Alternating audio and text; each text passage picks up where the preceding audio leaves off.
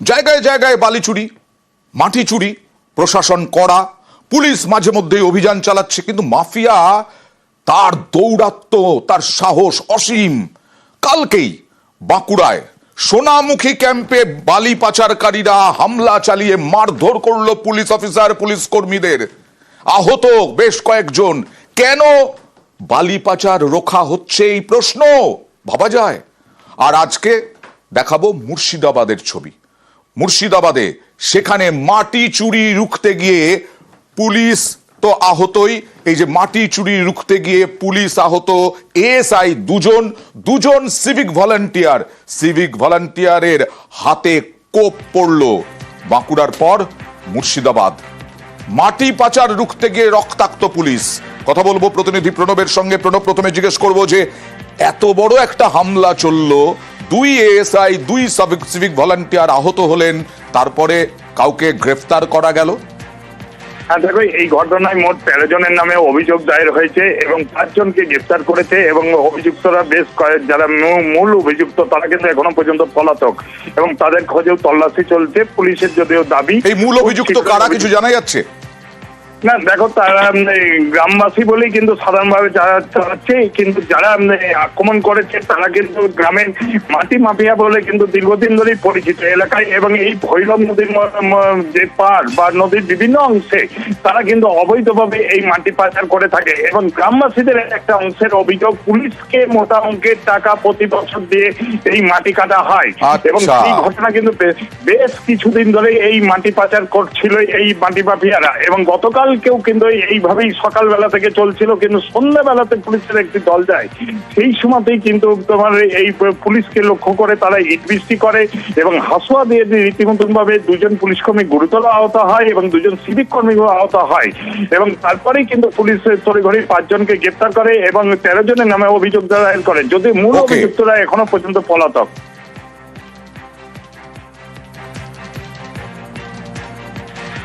কি পদক্ষেপ করে পুলিশ? নিজেই আহত, নিজেই আক্রান্ত, দেখা যাক। এটা হচ্ছে নদিয়ার কালীগঞ্জ। এখানে অজয় নদ, ভাগীরথী, এই দুটো জায়গা থেকেই বালি পাচার হচ্ছে। এইরকম মুর্শিদাবাদ দেখালাম, বাঁকুড়া এর আগে দেখালাম, পুলিশ আক্রান্ত। আর এখানে দেখুন বালি পাচার চলছে, ট্রাক্টর করে, ট্রাকে করে, নৌকো করে। কাদের ধরা হয়? ট্রাক্টরের ড্রাইভারকে ধরা হয় ওই তখন ঠিকা শ্রমিক যারা, তাদেরকে ধরা হয়। কিন্তু মূল অভিযুক্ত, এই যে প্রণব বললেন আমাদের প্রতিনিধি, মুর্শিদাবাদের খবরটায় মূল অভিযুক্ত 2 জন পলাতক।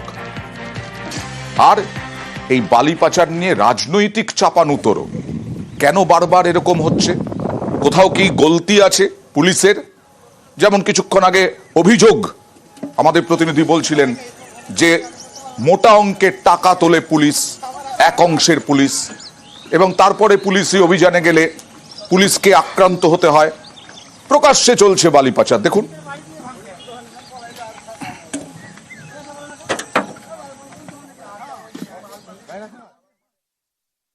যদি কোনো অন্যায় হয়ে থাকে, অবিচার হয়ে থাকে বা কোনো কিছু ভাবে মানে বেআইনি ভাবে কিছু করা হয়ে থাকে, পুলিশ যথাযথ ব্যবস্থা নেবে। অভিযোগ পেলে নিশ্চয়ই তা গ্রহণ করবে এবং তার বিরুদ্ধে যথাযথ স্টেপ নেবে। আমরা এনকোয়ারি করে দেখছি যারা যারা এরকম করছে তাদের নিচে আইনানুগ ব্যবস্থা নেওয়া সেটা নেওয়া হবে, যাতে এই জিনিসটা বন্ধ হয় এবং যাদেরকে পেনালাইজ করা হয় সেটা। প্রতিনিধি সমীরের সঙ্গে। সমীর, এটা কি দীর্ঘদিন ধরেই হচ্ছে আর এর বিরুদ্ধে কোনো ব্যবস্থা পদক্ষেপ করবে? এই যে দেখা বললেন প্রশাসনিক আধিকারিকরা। ব্যাপারে আমরা তোমাকে জানিয়ে রাখি, এই যে অভিযোগটা উঠছে এখান থেকে বালি পাচারের, কিন্তু আজকে দীর্ঘদিন ধরে কিন্তু এই এলাকাটা অবৈধ বালি খাদান বলেই পরিচিত এবং নোংরা কিন্তু সারা বছর ধরে দেখা যায়। আজকে যখন আমরা এই খবর সংপ্রচার করি এবং এই খবরের পরিপ্রেক্ষিতে যখন আমরা অতিরিক্ত এবং জেলা সরকারের বক্তব্য আনতে যাই, সেই সময় তিনি পদক্ষেপ গ্রহণের আশ্বাস দেন এবং তারপরে কিন্তু ভূমি দপ্তরের আধিকারিকদের সেখানে পাঠান। কিন্তু কথাই বলে চোর পালালে বুঝতে পারে, যখন সেখানে ঘটনাস্থলে আধিকারিকরা তার আগে কিন্তু বালি মাফিয়ারা বা বালি পাচারকারীরা কিন্তু এলাকা থেকে চম্পট দেয়। তবে যখন আধিকারিক সেখানে কি পৌঁছেন, সেখানে দেখা যাচ্ছে দূরে ছুটে পড়ে রয়েছে বালি, কিন্তু সেখানে কোনো গাড়ি বা কোনো রকম বালি পাচারকারী কিন্তু আটক করা সম্ভব হয়নি। স্বাভাবিক, কারণ যে সময় পুলিশ গিয়েছে সেই সময় চম্পট দিয়েছে, আবার এসে বালি তুলবে, তখন কি হবে, পুলিশ আদৌ পদক্ষেপ করবে কিনা দেখা যাক।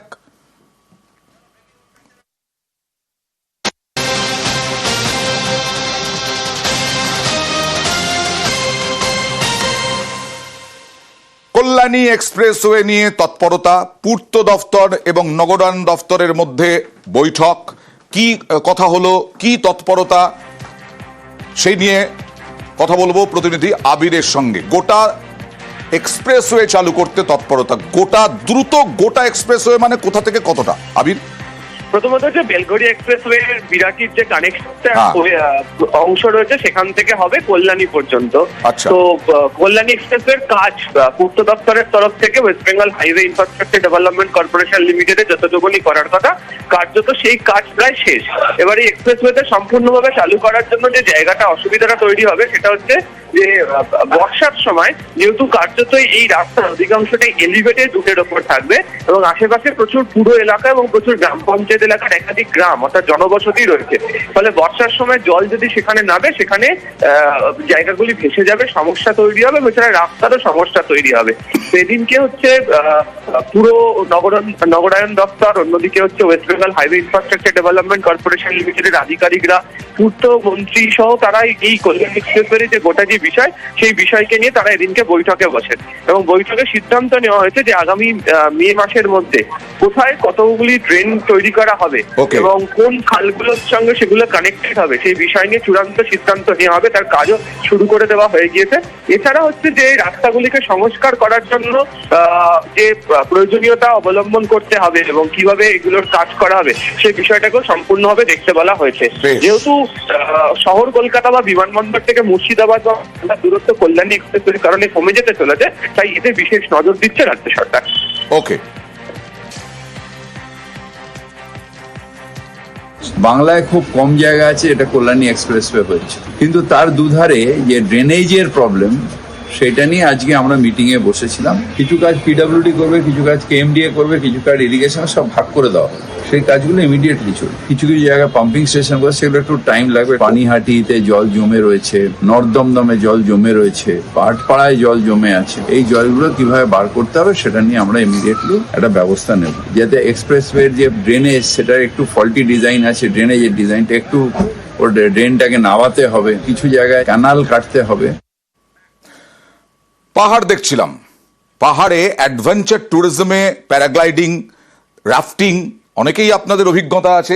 এবার দেখুন অ্যাডভেঞ্চার ট্যুরিজম ভেহিকল, 4 চাকার বাইক চালু হলো এই পাহাড়ে। নতুন পরিষেবা অ্যাডভেঞ্চার ট্যুরিজমে।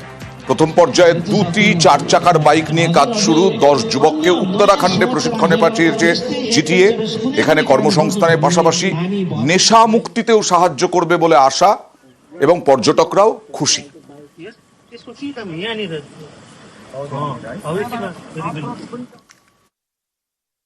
एडवेंचर टूरिज्म जो वर्ल्ड में फेमस हो रहा है, सो ये इंडस्ट्री बहुत ज्यादा ग्रो करने वाला है और डिपार्टमेंट इसमें बहुत ज्यादा काम कर रहे हैं। 3 रूट है जिसमें कि 500 मीटर, 600 एंड 700 मीटर, 300, 400, 500 पर पर्सन करके रखा है। Created job opportunity for 200 people. So ऐसे करने से हम लोग को युवा को काम मिल सकता है। ভালো লাগছে, ভালো হলো যে আমাদের এখানে অনেকটা ডিস্টেন্স আমাদের ওয়াক চলতে লাগে, তো সেটা আমাদের এখন কিছু ট্যুরিস্টদের ক্ষেত্রে সুবিধাই হবে এই গাড়িগুলো করে যদি ট্রাভেল করতে পারে। এপিপি গাড়িটা চলছে, বেশ ভালোই লাগলো। বেশ চতুর্দিকে এখানে যা সুবিধা, যে এতটা হেঁটে আসা বেশি মুশকিল, সেদিক থেকে এই গাড়িটা চললে যে কোনো ট্যুরিস্টদের পক্ষেই এটা সুবিধাই হবে বলেই আমাদের মনে হলো।